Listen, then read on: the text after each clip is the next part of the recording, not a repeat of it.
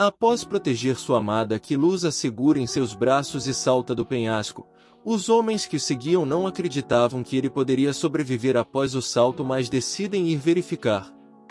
Ao pé do penhasco, Valéria está preocupada com que Luz por saltar de tal altura, já que ele poderia ter se machucado. Tentando tirar suas preocupações, que Luz diz que está tudo bem com ele, porém após essa fala um grande pedaço de pedra cai em sua cabeça, o ferindo, fazendo com que eles se retirassem para um local mais seguro e longe de seus perseguidores. Caminhando na floresta, eles encontram uma caverna, a qual eles entram e o tomam como abrigo temporário. Com medo que tenha algum perigo dentro da caverna, eles não a adentram muito. Parando para descansar, Valéria ativa sua magia de luz para verificar se há algum ferimento em que Luz, fazendo assim com que ele se lembre dos cuidados de sua mãe. Olhando para toda a situação, Valéria comenta que parece que Luz é um protagonista de uma história de romance que está em uma lua de mel, a qual Luz confirma. Mas jogando um balde de água fria em seu comentário descontraído, ele comenta que não poderão se encontrar com Edom e Gia, deixando-os mais longe de seu destino. E quando ele ia falar sobre seu casamento, Valéria o interrompe, já que eles tinham decidido não falar sobre um futuro incerto para os dois.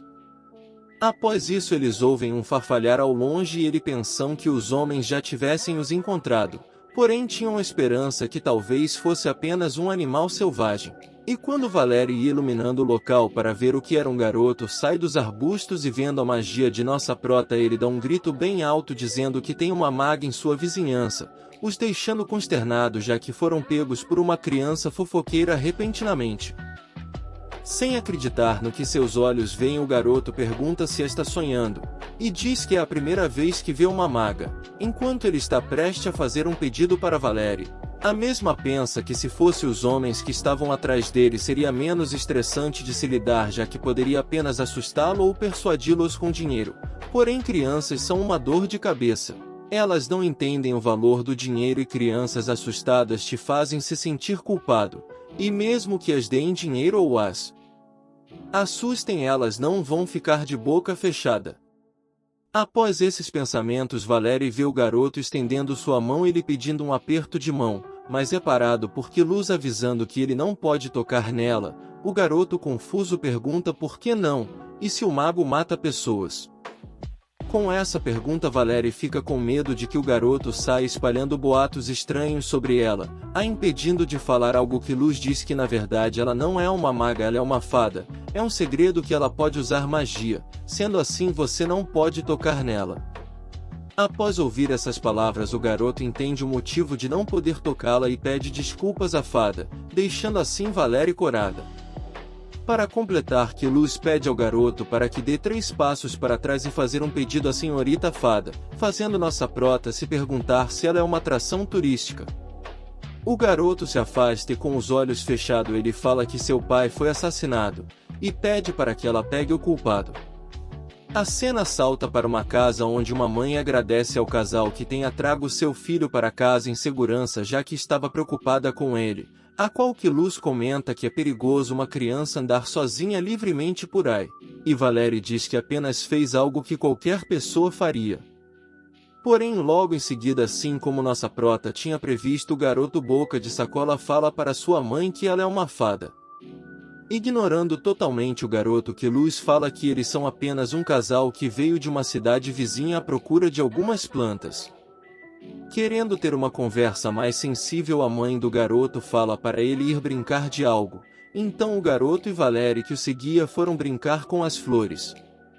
Após sua saída, a mulher explica o ocorrido para Luz de que um homem apareceu no dia anterior, matou seu marido e roubou suas roupas, e seu filho, que viu o acontecido, lembra que o homem roubou seus livros de imagens e falou que ia à procura de um mago.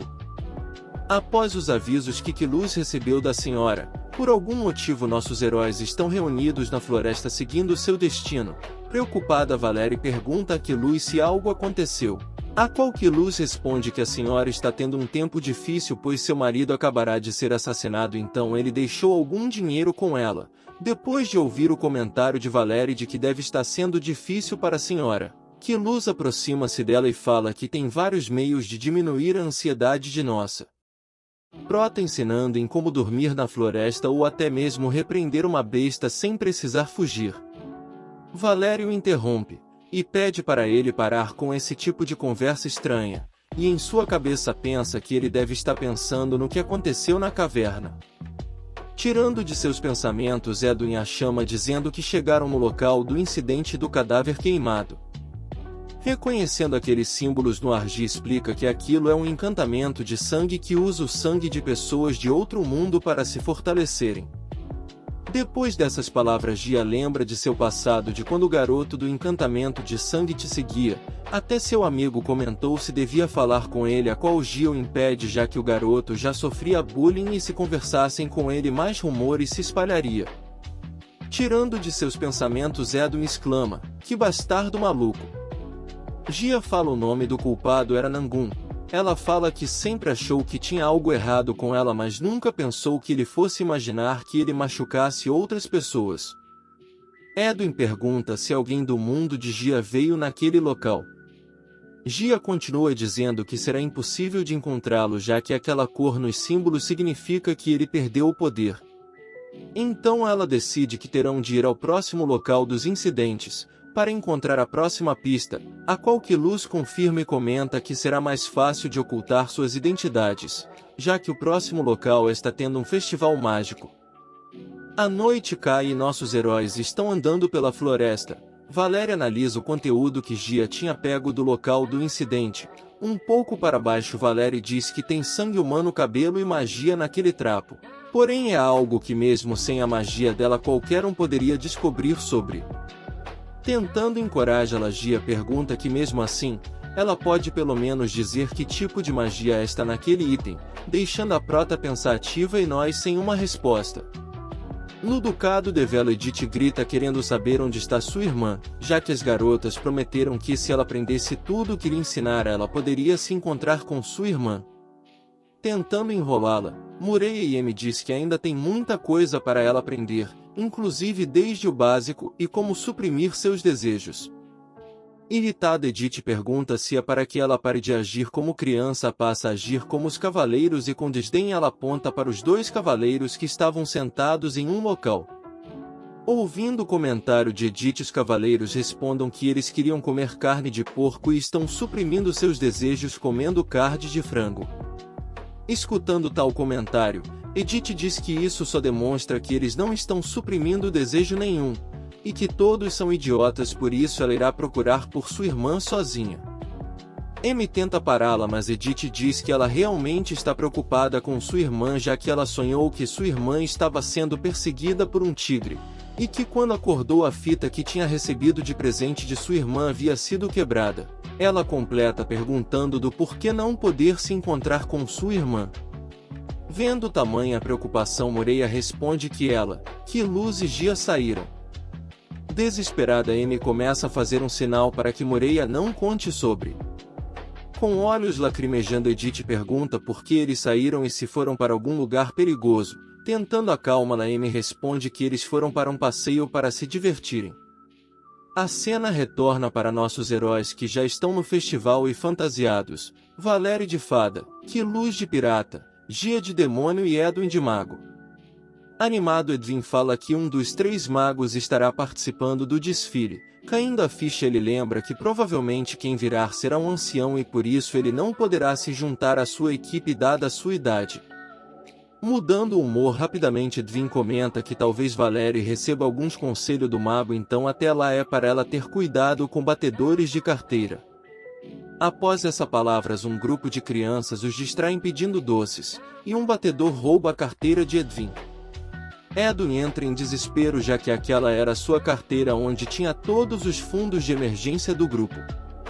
Gia rapidamente se vira para Luz e diz que irá atrás do malandro, e não deixando Edwin encontraria-la, ela exige que ele vá com ela, e então lança um joinha para Luz, a qual ele responde com um leve aceno, deixando todos ao redor confusos com tal comunicação entre os dois. Temos então em seguida uma rápida conversa entre Gia e Luz na noite anterior, onde Luz falava sobre sua dificuldade de entender sua noiva, já que uma hora ela o recusa, depois se aproxima dele, e logo depois o afasta de novo, por isso não sabe o que fazer. Chocada com tal explicação a qual não entendeu muito bem o que ele quis dizer, Gia responde que em um jogo onde alguém te empurra para longe ele tem que apenas puxar essa pessoa para perto dele novamente. Após a saída de Edwin e Gia, Luz vira-se para Valerie e pede para que ela confie em sua carteira naquela noite. Espantada, Valerie pede para que não fique mostrando a carteira por aí à toa, pois pode ter mais batedores. Enquanto ela o avisava, distante deles o Nangun andava pela rua despreocupado.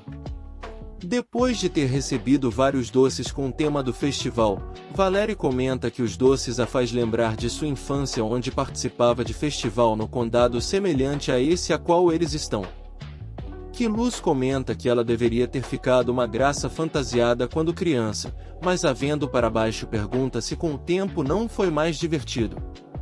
Lembrando de sua infância a qual ficou com medo de tudo após receber sua profecia.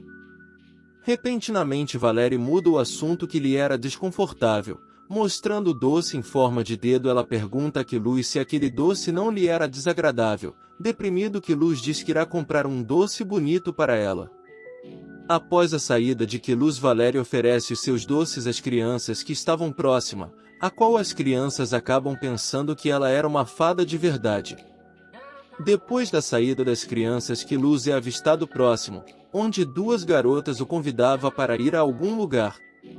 Pensando em ajudá-lo de tal situação, Valerie se aproxima para interrompê-las. Vendo a prota, as garotas comenta que ele já tem dona, e que seria melhor levar os dois então, e mostrando um cartaz elas mostram onde elas queriam levar Luz, em uma casa mal assombrada.